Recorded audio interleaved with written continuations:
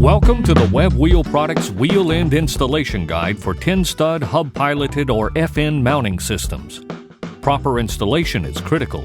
It helps you get maximum reliability, durability, and performance from your Webb Wheel Products components. This video shows you how easy it is to do the job right in just a few easy steps. Begin by inspecting the nuts and studs. Make sure they are clean and clear of any paint, dirt, or grease. A wire brush can be used to remove any rust or foreign material that could bind the wheel nuts. If the stud or nut threads are damaged or worn, replace with the proper hardware.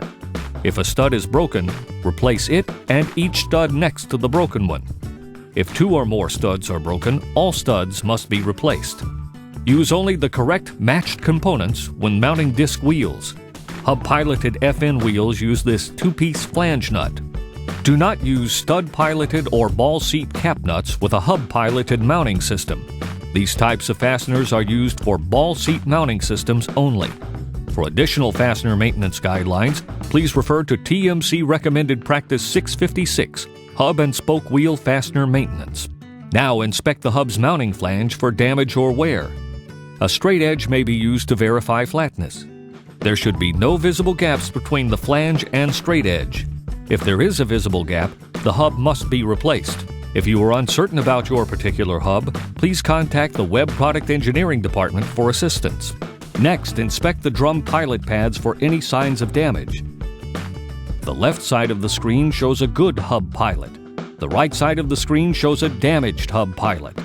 This ridge indicates damage from a previously misinstalled brake drum. This damage will prevent future drums from centering properly, so any hub with this type of damage must be replaced. Before mounting the brake drum to the hub, make sure that the hub and drum mounting flanges and pilots are free and clear from any corrosion, dirt, or excessive paint. A wire brush may be used to clean these surfaces. Assembling painted, dirty, or rusty components can prevent the wheel from seating properly and lead to bolted joint failure. Hub-piloted studs require 2 drops of 30-weight oil applied to the last 2 or 3 threads on each stud.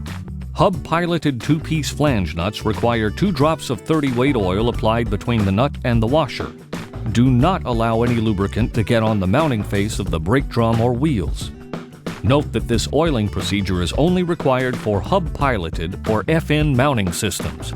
Once the hub and drum mating surfaces are clean and clear from any corrosion, dirt, or debris, and the studs and nuts have been properly lubricated, rotate the hub so that one of the brake drum pilot pads is at the 12 o'clock position.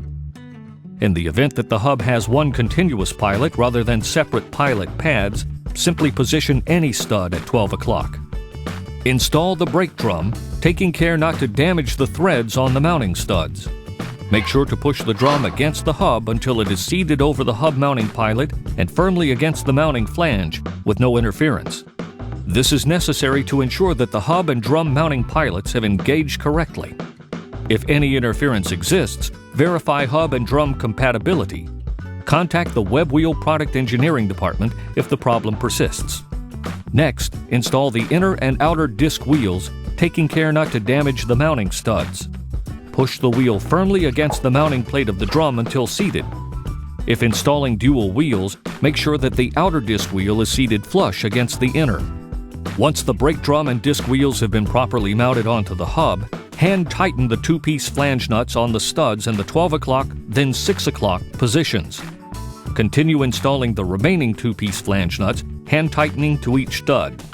Verify that all of the 2-piece flange nuts are hand tightened and that the hub's brake drum pilot pad is in the 12 o'clock position. Then tighten the 2-piece flange nuts to approximately 50 foot-pounds of torque in the crisscross sequence. It is extremely important to follow this sequence. Start with the stud located nearest the 12 o'clock position. Continue tightening the remaining nuts in proper sequence to 50 foot-pounds.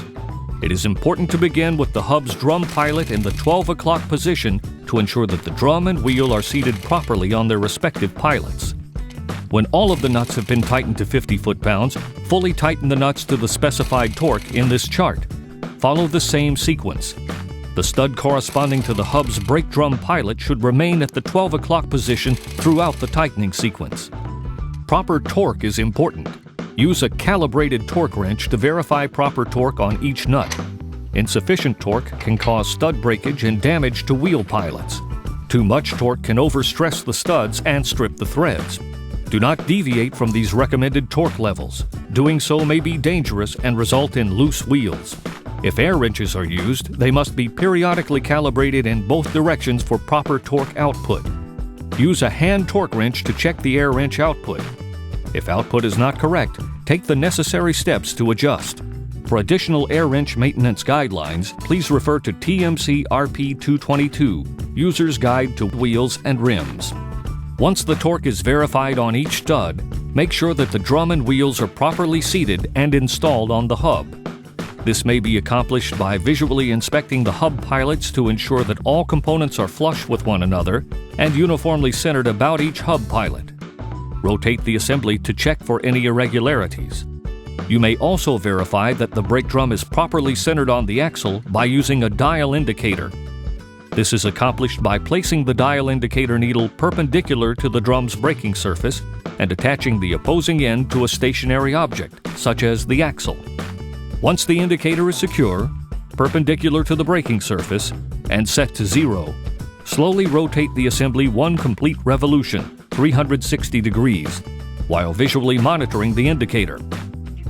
The total indicated runout, or TIR, should not exceed 20 thousandths of an inch. Should the TIR exceed this value, disassemble the drum and wheels and repeat the installation process from the beginning.